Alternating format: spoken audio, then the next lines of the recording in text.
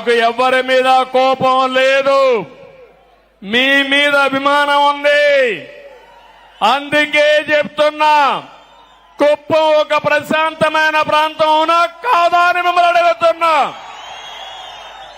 మీకు ప్రశాంతత కావాలనా లేదా అని అడుగుతున్నా.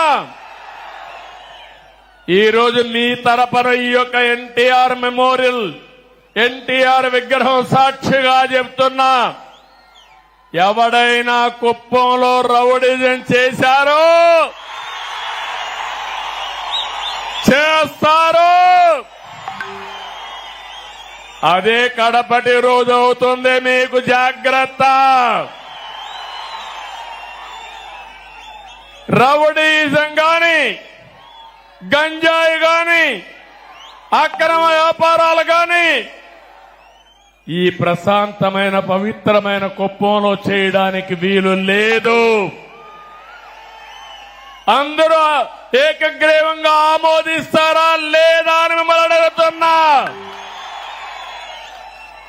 గట్టిగా చప్పట్లు కొట్టి కూడా చెప్పండి ఆమోదిస్తామని.